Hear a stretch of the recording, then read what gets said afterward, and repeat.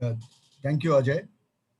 Friends, it's my pleasure to introduce our guest speaker for the day today, Mr. Pankaj Jalote.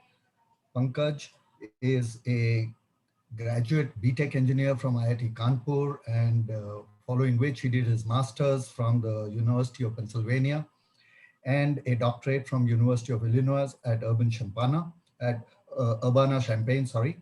And he is currently the distinguished professor of the Indraprasth Institute of Information Technology at Delhi, of which he is also the founding director. And prior to this position, he was the chair professor and head of the computer science department, computer science and computer engineering department at IIT Kanpur. And he has also done a sabbatical at Infosys. That's where he met Ajay, and he had the opportunity to work with Ajay, President Ajay. And besides that, he's also done a stint at Microsoft Corporation in Redmond. And besides these very, very big accomplishments, he's also written many books, five of them. And one of them is a very highly acclaimed book called CMM in Practice, which has been translated into multiple languages such as Chinese and Korean and Japanese, of course. And his best-selling textbook is an integrated approach to software engineering. And he's recently authored Building Research Universities in India. And he also writes a blog on higher education in India and has written many opinion articles in leading newspapers. Friends, please welcome Pankaj Jalote. Pankaj?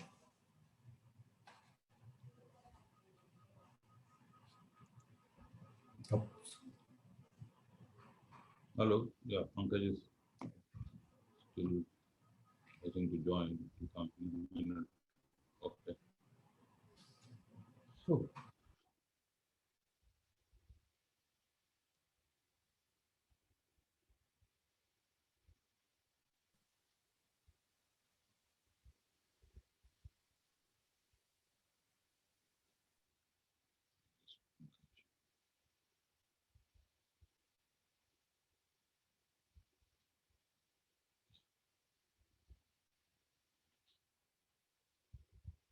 So, Pankaj, while you're away, you were introduced. We had your introduction.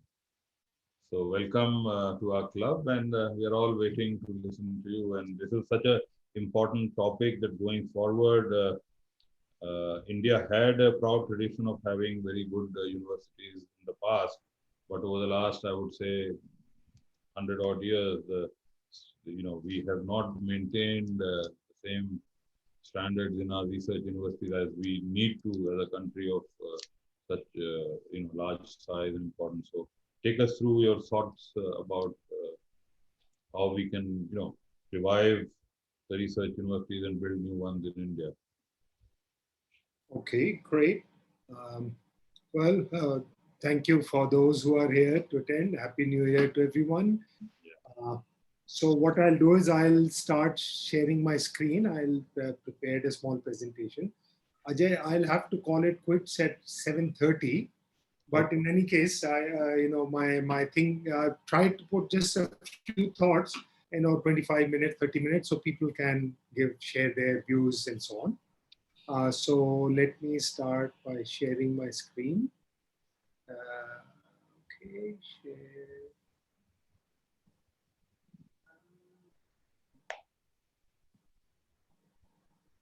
Okay, and let me go to slideshow. All right, I hope it is visible. Yeah.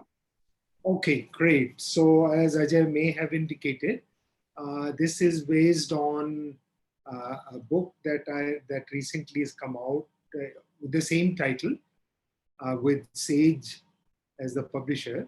So that's what I was doing after my term as director finished in 2018. For last 2 years, I was sort of working on this. Now that book is out. Last month it came out. So I just, sharing some thoughts out of it. Uh, okay, just to give you an idea, India has about 1,000 universities or institutions which can grant degrees, right? And about 40,000 colleges. So for this discussion, we refer to all institutions that can grant degrees as universities. So an IIT is a university as far as discussion is concerned. Colleges are not, right? So all universities and institutions, just like MIT is a university, Caltech is a university, IIT is also a university. So out of these 1,000, some are research focused, but largely all, most of them are teaching focused, right? And actually, if we look at it, the research itself as a focus is only increased in about last 2 decades. So there is much data to look at. I'm not going to get into it, but basically, if you just think about it, if you just think about the discussions that you would have read in papers and all that, largely it's been around education, right? That's what all our institutions have ended up have focused on. Except in the, and earlier when I was in studying as as Ajay mentioned along with him, in fact, I think a lot of people, faculty at that time possibly thought that, the cutting edge thing that we discussed in class is really not appropriate to research on in India, which is so backward. And I remember the basic things like, we should not be doing research on cars and airplanes. We should be doing research on bullock carts and so on, right? So in any case, research has not been taken with importance, except in the last quarter century as well. Now, global rankings of universities are determined largely by the research capabilities and contributions, right? I'll look at it in a moment. I'll give you an idea of how the difference are. And as it turns out, in the Shanghai and THE rankings, there is none in the top 200 from India. There are some in the QS rankings in recent times after they changed their criteria, right? India complained a lot and they changed their criteria. So this is it'll give you an idea of how our universities and higher education system has grown. So the blue thing shows you how the degree granting institutions is. So as you can see, up to about 2000, it's one slope, and then the growth is almost double, right? So this is one slope, and so it's only around, so from 2000 or so, we really started growing.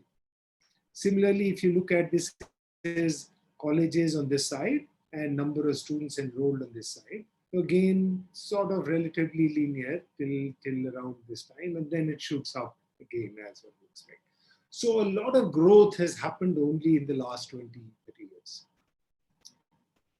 Okay, so I thought what I'll do is just share with you some comparison with some of the global top, right? So the global rankings are based largely on research. So it will give you an idea of how good our universities are vis-a-vis research. So I've taken the THE ranking, and I think it was 2018 that I looked at. And if you look at it, US has 60, UK has 30, and so on and so forth. Australia, which has altogether just about 40 universities. Australia, the entire country has about 40 universities. Almost 10 of them show here. And so on, right? There's none from India. As compared to, in the rankings for THE, for example, they give 30% weight to citations of your work. Even what they call teaching learning is, if you see PhD award, income per academic, PhD award. So they're really focusing on research level education, even in this. And then research income, international mix, industry, innovation income, which is all really research driven. On the other hand, if you look at our own NIRF, is an overall ranking, which has a strong weight to education. So for example, teaching, learning, and resources is 30%. Graduate outcomes is 5%, which is also really tied to teaching, learning. Perception is 10%. So research productivity, impact, and IPR is just about 40%. So it is an overall ranking, and we have to go by, I mean, for our country, it does its own job. So what I'm going to do is look at top 200 from NIRF, and for the top 200, NIRF groups them in engineering and university separately, as well as management and so on. So I've just taken top 100 engineering institutions and top 100 universities. So that's the 200. Actually, it's not 200, there's some common in there, but that's 200.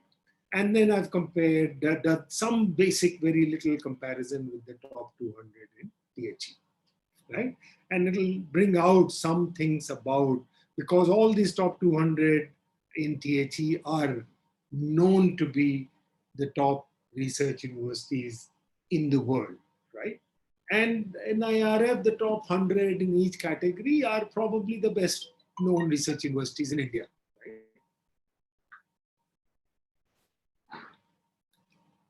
So let's first look at age.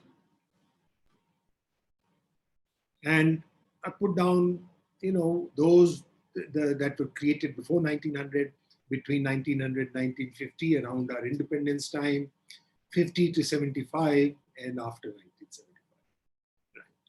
So if you look at the global top 200, you see almost, vast majority of them, 65%, were created before 1900. So they're more than 100 years old, right? 65% of them. And then if you look at after 75, it's only about 15. Right? In India, if you look at, before 1900, we have just altogether about 6. Until 1950, we are still under British, so there is no need to create universities. Forget about research universities. We're just down to less than 20. So it's between 50 and 75, we get some growth. And of these top 100, the bulk of the growth is, bulk of those have come out after 75. Right? And we've seen in the previous chart, actually the bulk of our growth current out of 1,000, about 600 plus have actually been created in this century. Right? Now age, unfortunately, matters. Right? There's more time to contribute, there's bigger volume of contribution. Impact of research itself is time dependent, and often it takes decades for research culture to set in, and decades for impact to happen. All those awards, recognition, just how much impact your students have, etc., etc. So age matters. Unfortunately, while ancient India might have been great in higher education and research, the modern India is actually a newcomer. It's a sort of baby in the era of modern universities. While it has a large education system, much of the universities have actually happened. More than half of our universities have been created in this century. But we cannot do anything about it, right? So, but we have to keep in mind that age has for creating great centers for learning, age does matter. Okay, but you can't do anything about age, but let's look at the other things, right? Which is something that is within the realm of our policy making and control. So if you look at size in terms of students, so again, if you look at top 200 globally, only 5 of them have less than 5,000 students. Places like Caltech, which are very, very small and esoteric, but top class, absolutely. 90% of them are more than 10,000 students, 90%. And of these, actually 125, which is 60% plus, is more than 20,000 students, right? Now let's look at India. Bulk of our universities are less than 5K. 68 engineering institutions, 50 universities. And only very few are more than 10,000, just about 30. And just about 10 are more than 20K. Out of these 10, many of them are private universities because they like scale and they need to get money. And so some of them have gone, the IT, for example, has gotten very big, right? So it's a complete reversal. If you see, right, almost, that is less than 5K, very small, greater than, and then as the size increases, the number increases. In our case, it's completely the reverse. Less than 5K, the bulk of them. As the size increases, we have fewer and fewer, right? So size is, and then let's look at, from the student, besides the student, let's look at the faculty. Size of faculty less than 500, there's only 12 such universities in the top 200. And the vast majority of them are more than 1,000 faculty members. It's almost 70%. Again, look at it in India. Less than 500, a host of 94 engineering is 80%. So almost 90-95% of our universities are less than 500 faculty. All IITs are, now some of them are increasing. All institutions, NITs, this, that we know of, a couple of hundred faculty. Size of greater than 1,000, only this thing, and that too, I believe, some of them, maybe all of them, I forget now, are private because they've got. Now, size actually matters immensely. You have larger research faculty, more research in more disciplines, therefore more chances to do impactful work. Of course, larger citations, all those factors that come in there. You'll have more awards. There is chance for more interdisciplinary work because you have multiple disciplines going on. And of course, large size of students means there is going to be larger contribution to society, right? All IITs put together, not now, but when there was 5 or 6, 7 of us, all IITs put together used to graduate less students than an average engineering college in an engineering school in a large US university. All IITs put together. Okay, now the second thing which is in our control is funding. Right? So the funding matters immensely, again, just like size. Now research universities are very expensive because besides teaching, you have expensive labs, library, high quality, this thing. You have high quality research faculty because you want the best faculty, so you've got to pay them well. And because they're also going to engage in research, the teaching loads will be less, so you need more faculty. Right? So therefore, the cost of faculty increases. And funding, it's well known, is perhaps the most critical component in deciding how much you succeed. Right? Can you connect with the global partners and so on. Top global universities are all well funded. Basic funding, research funding, as well as research. Now, funding situation in India has never been very good, particularly for universities. Let me try to set this up in 1 or 2 different ways. First of all, funding for R&D itself in the entire country, right? R&D. Now, in developed countries, I'll show you in a moment, maximum R&D expenditure is by the private sector, right? Huge by many, many amount. And that's because, as we can guess, because the industries are research and innovation driven, so they need to have them. In India, private sector investment in R&D was very, very small. Okay, 70s, very hard to get this data. For 70s, it was about 10%. By 2000, it has increased to 20%. And now it is about 40%. Okay. So this gives you some numbers only of the recent years. So now the data is compiled better. Early data is kind of this thing. So as you can see, 15, 16, central sector is spending almost 500 into 150,000 crores. These are numbers in hundreds of crores. State sector is spending so much. Private sector is now up to 300 into 100 crores. Higher education gets only a paltry 3,600 crores. Okay. The R&D spend in developed countries in billion, okay, I've just put down 2 or 3 that I could get numbers on. So UK, the total is 44, US is 450, 33. So what is again, the business sector is the vast majority, right? You can see that. But what is interesting, and that's what we want to look at, the government R&D and the universities.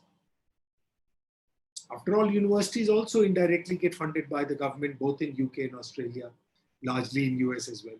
So if you look at it, universities get $11 billion for research funding. Government R&D, which is the government labs or the government whatever research centers they may have, just about 3. Even in US, where defense may have, DARPA may have their own labs and the secret labs and NIA and whatnot, still universities get a major share of the government fund, 65 to 40. Australia is 10 to 4. Now let's look at in India. Okay, you can compute it from this data. As you can see, the central sector spends 460, out of which the government, the universities get only 36. Okay, so the funding for R&D in universities is all together. So India started with this dual system for research and education, as we all know, right? Research is to be done in the national labs and education in universities, right? This was the approach we took in the start. Now, this approach was used in many countries, not certainly Russia, from where we borrowed, France and UK also, I'm sure, earlier. But over the years, most have realized that labs become sort of defunct over the years because they're not engaged in education. They don't have as much turn of fresh talent as universities have. So most countries have gone for the model that only secret and very critical research will have to be, mission critical research will be done in government. The rest of it will all be done by the government, will always be funded in the universities. So the ratio of university to government labs is 3.7, 1.4 and 2.5 in the 3 countries that we looked at. In India, it is completely the reverse. In fact, much worse. So there it is 3.7 to 1, so let's say 3 to 1. In India, it is 1 to 10. There it is 3 to 1. In India, it is 1 to 10. So even if you count for extramural grants by the R&D, this thing. So essentially, 90% of our budget for research goes to government lab system. And only about 10% comes to universities, right? As we've seen in the other countries, it's different. So overall, this is a huge impact on research universities. With that kind of funding, you can't do much. Plus also over the years, it's only now again, over the years, the government, as a country, it was never thought that, hey, look, universities have to contribute to development in the country. You do your education, we'll have the research and technologies done by labs. And that has implications on, how universities respond to it. Okay, look at it some other way also, at another level. So that's at the overall sector level, research sector. If you look at the university level, so I dug out some data and all that. So if we look at just in THE, the last 50, the bottom 50, the total expenditure, the budget that they spend is about 0.5 million per faculty, right? This includes their cost, everything. And I have averages for different countries. In India, for the top 30 universities, the overall per faculty expenditure, that is budget divided by faculty, is less than 0.1 million, right? So just the overall expenditure per faculty is 1/20, right? 1/5 of it. Right? Now, while salaries, etc., are somewhat, of course, lesser here, but hey, look, equipment, international travel, books, digital libraries, they all cost the same. Actually, in India, sometimes they cost more. Okay, so substantial research funding is needed. Another way to look at it, in India, the top 100 universities that we looked at, the average research funding per university, these are the top 100, it's just about 20 crores per year for the whole entire university. And average per faculty is just about 5 lakh rupees per year. This is for the top universities, right?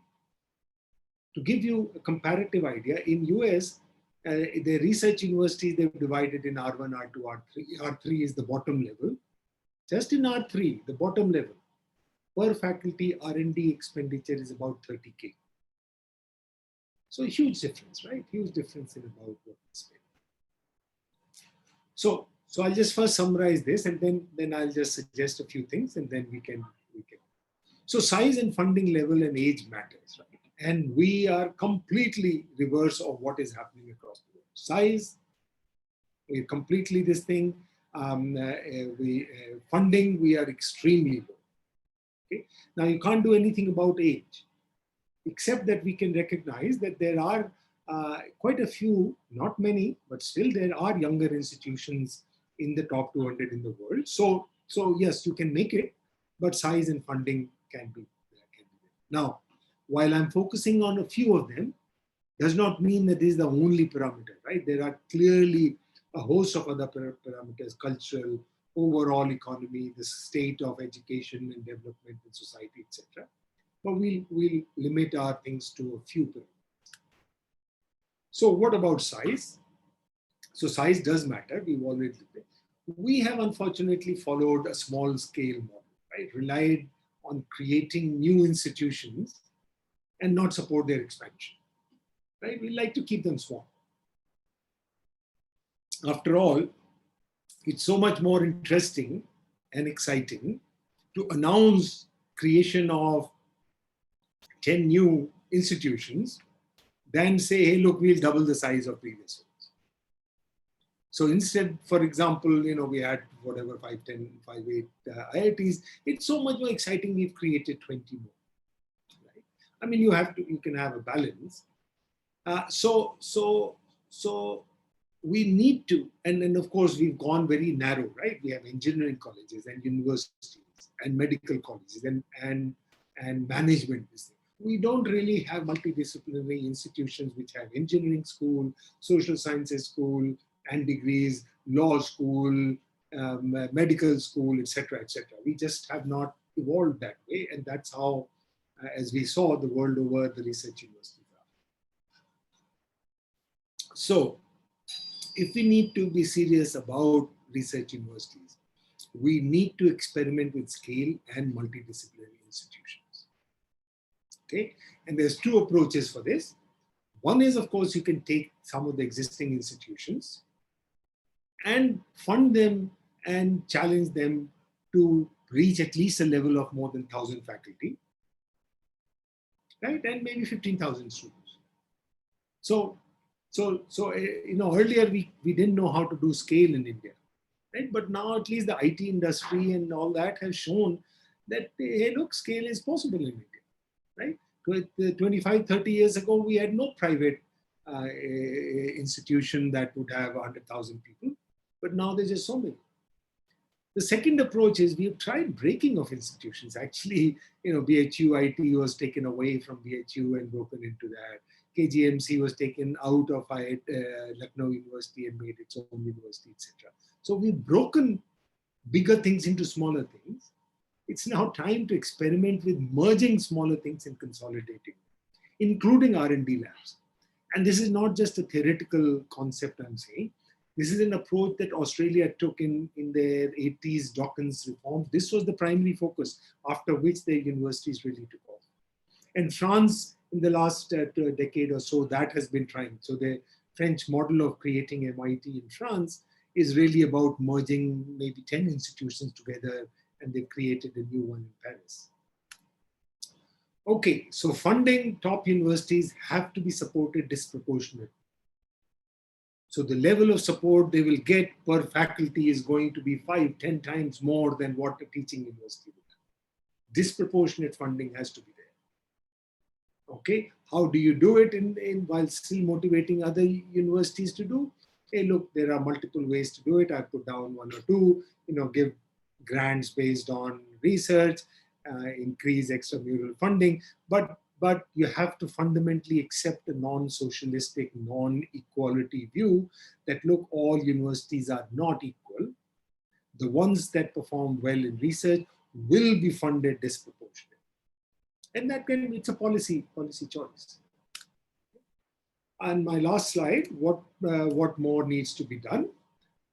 So I think we need to really understand that there is no uniform system. We sort of say colleges and universities, but you need to have a differentiated. You need to be able to say these are top universities, research universities. And thankfully, NEP, the new education policy, has suggested that. It has proposed a 3-tier approach, much like the California system, research intensive, teaching intensive in colleges. How they will separate it remains to be seen, but it's a good, at least it has come to that.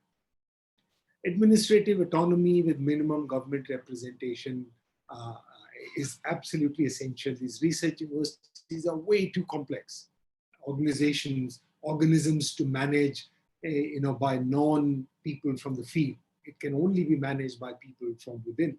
Just very complicated, right? So while here, as we know, there's a lot of strings getting pulled from outside, which is not the case in at least the 3 countries that I mentioned. Okay, a big thrust on improving the quality of PhD program and scaling it is needed, not just for improving the quality of research, but providing the next generation of researchers to not just the universities, but also to the industry, which is also growing, and all sectors. After all PhDs come out of universities. That's the only source of generating PhDs. So researchers that you want for the private sector, for the government lab, for this, that, they all will come from it. So we need to really have a very, very strong approach. Okay? All universities, at least the countries that I studied, they have many associations of universities, and one of them is of the research universities. Right? Because general university has a different set of challenges and requirements and needs, while research universities have different. So you need to be able to lobby with the government to articulate your position. So there needs to be that. In India, we don't have, it's just, for whatever reason, we have just one called Association of Indian Universities, which sort of which is everybody's event, doesn't do anything. A few research centers in higher education. Now, interestingly, we invest so much in higher education, huge amounts. We have no research centers in higher education. Australia, as I said, which has just about 40 universities, has maybe 2 eminent, globally respected higher education research centers in its universities. UK has a couple, and of course, US would have a dozen or so. Okay, because we need to take, just like research is going to drive the economy and various other things, we ought to have research to drive how our higher education will go. Higher education is also a sector. We need to do research on this sector. Where do you do it? So you need to have higher education centers, research centers, etc. And there is clearly scope for professionalizing academic administration. We don't have anything like that, which is, as a result, what ends up happening is that much of the administration falls on faculty, which is also supposed to do teaching and research. Okay, so that's what I have. So three things that I've mentioned. Or size, we can do something about it, and there are ways to do it. Funding, we can do something about it. These are 2 critical things that we can do something.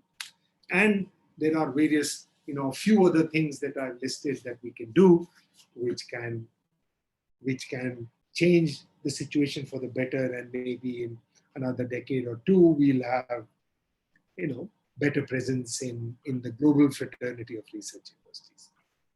Okay, this is all I have to say. I have another 15 minutes. I'm happy to discuss anything. I'm going to stop sharing, so we can. Okay, Pankaj, I will read out the questions for you, and we have a few questions. A lot of them are from myself. It's, you and I have discussed this in the past a few times. The first question comes from Ajay Chitnis, that in your first list that you showed, there was no mention of in the top Times Higher Education 200 any universities from Russia. Is there any reason for that? Good point. I don't know. I've never really taken that sort of as to why in the THE ranking. My suspicion is they don't get data from Russia. That's my suspicion. Okay. Okay, but I don't know. This is my guess. But China is very aggressive. They might actually be providing some slightly false data. But of course, these people are smart enough that they'll take citation information, etc. is all from not provided. They gather it. Impact, etc. They gather it. So maybe so there's two explanations. Maybe Russian universities are not there in the global top, which may be the case. I mean, we don't know of too many great Russian universities. I think you need to stop sharing your screen, then we can see a lot of everyone. Yeah, I'll stop the sharing. Yeah, that's great. Absolutely. Yeah. Thank you. The next question comes from past person Ravi Kapoor. That, like you mentioned, China. So in the similar time frame, China has fared better on creating leading universities. What is it that they have done differently? Actually, not even similar time frame, in a much shorter time frame. Let me tell you, China in 70s, 80s was actually very anti-advancement, right? As we know that. And if I'm not mistaken, the PhD programs or the better ones came either in 70s or 80s. They had no university research standing in till about 70s, right? When they shifted into this economic growth model, of course, China, like everything else, did it in a grand style of scale, right? In computer science, for example, this was something we studied maybe 10, 20 years ago. They had this program of, 1,000 PhDs a year or something like that, for which they gave 1,000 scholarships to their people to go out for some time of the year. I remember I came back and we made a proposal and I spent time doing it. So we've just not invested too much. China has a program which now we are doing something called Institutes of Eminence. China had a program in which they identified, I think, 15 or odd universities, which they massively funded. Okay. They have chairs there which will get the Chinese people in US at dollar salaries. So they go out. I mean, we know their style, right? They go out, what they want to do, they do it. But keep in mind, it's actually they've done it in a shorter time span. We started IITs and they had PhD program right from the 60s. In fact, we were DU and Allahabad University, they were better in 60s and 70s in research than now. Yeah, so some of the questions have come from me, next month. So first thing is, has the government interference in appointments and other matters in running of universities, has that made a large difference? Because as you see, in the last 40, 50 years, 100 years, or not, I mean, since independence, government has had its control on quite a lot of things, from appointing vice chancellors to doing various things. I don't know how much weight is given to academic qualifications as opposed to their, political exigencies. So we don't know that. That's a guess anybody will make. But what I can tell you, unlike almost all the places that I mentioned, the vice chancellor or the director appointment in IITs is decided by the government. Okay. Almost all places, UK, US, Australia, the president or the vice chancellor is decided or selected by a search committee appointed by the board. The board does it, not the government. Of course, there are many European countries where government does the approval and all that, right? But I'm just telling you, in our case, the top position, the chairman of the board and the director of or vice chancellor of the institute is appointed by the government. Now, what factors play there? We don't know that, right? This is anybody's guess. From what we see over the years, I mean, it is known that people who are closer to the powers be seem to be able to So there are few institutions that are different. For example, in our case, the IIIT Delhi, our act is such. So my successor was appointed by the board, not by the state of Delhi. Okay. Now, one question from Rakesh Bhargav, past president, who happens to be from our alma mater, IIT Kanpur. What are the major sources of funding for top US, UK, and European universities? Oh, okay. The major source of funding is undoubtedly the government. Okay. So US, for example, the major source of funding for most universities is NSF and DARPA. Both are government funded. And if you look at the private sector funding, which also is always touted, even in US, where the private sector spends the maximum overall R&D expenditure, of the income, research income that universities get, the private sector typically contribution would be less than 10%. Okay.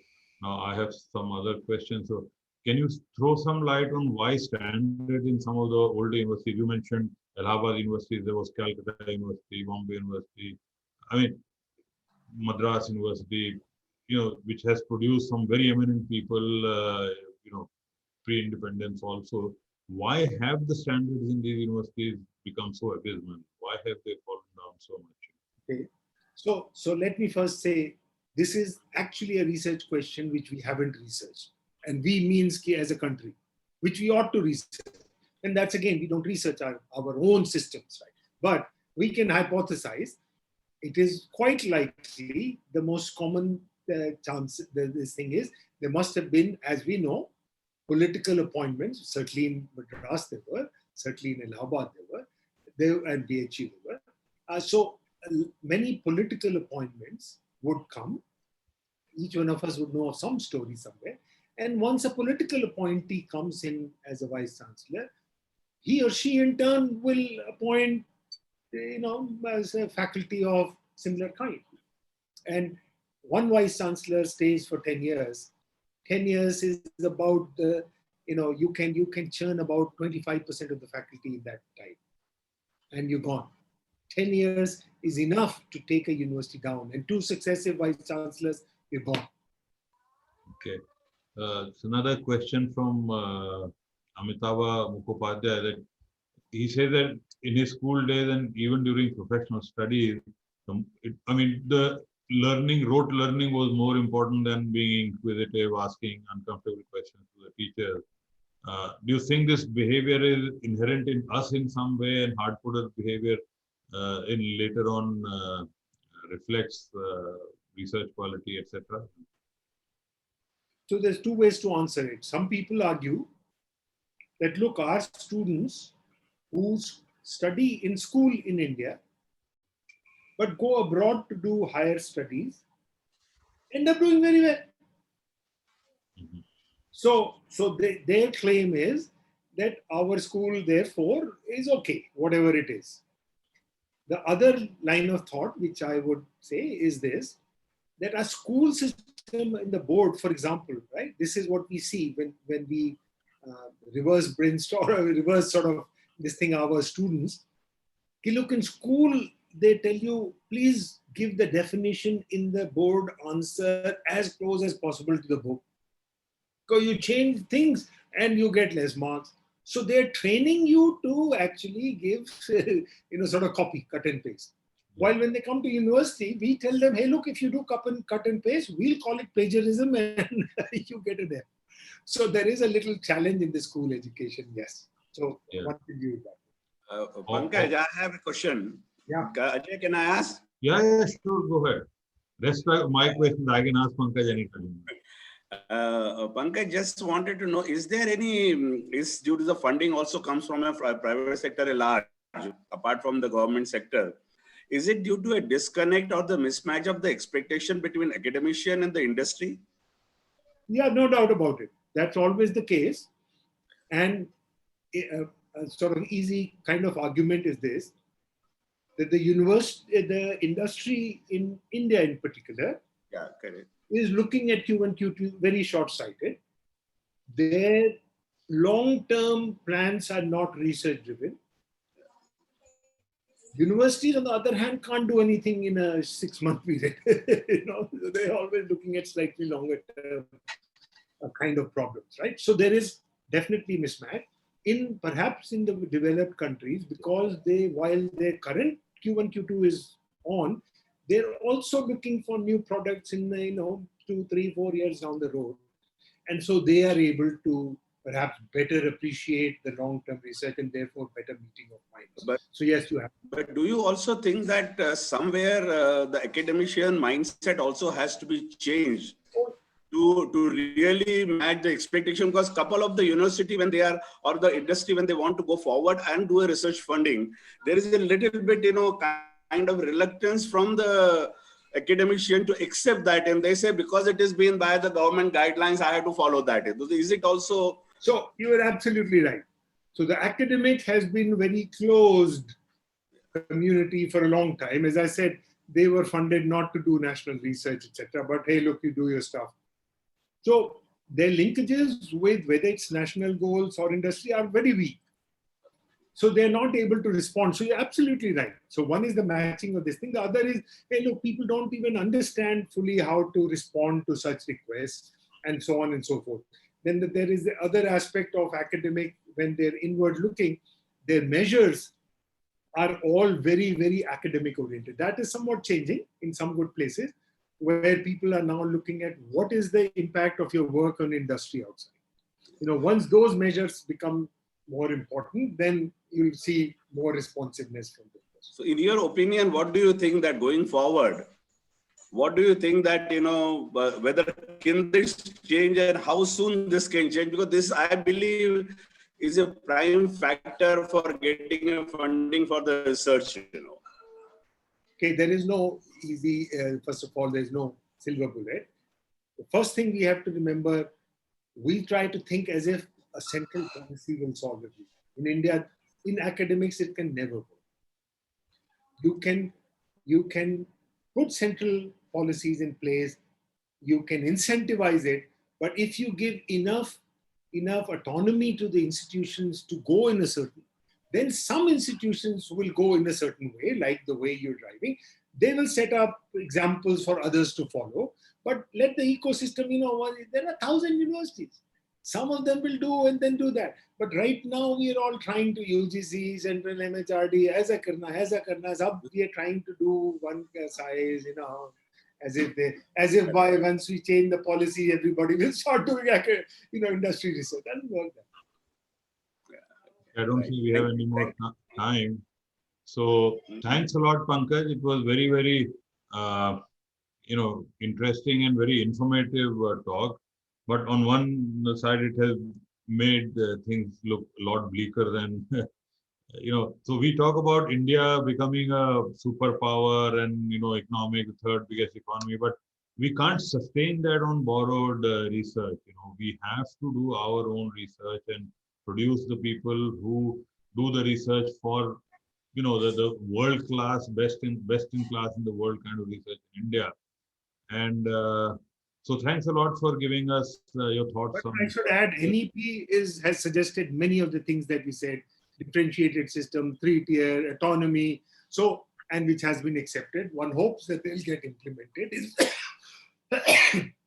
If so, we'll probably start moving in the right direction. Yeah, so it's good to know that the government is moving in the right direction, at least policy-wise. Currently, policy-wise, and some implementation will happen. So thanks a lot, Pankaj. Gajanan, can you put up the slide, please? As a token of our appreciation, I would like to give you a certificate of appreciation from our side. Thank you. Thanks once again for coming and talking to us. Bye. Meeting is adjourned.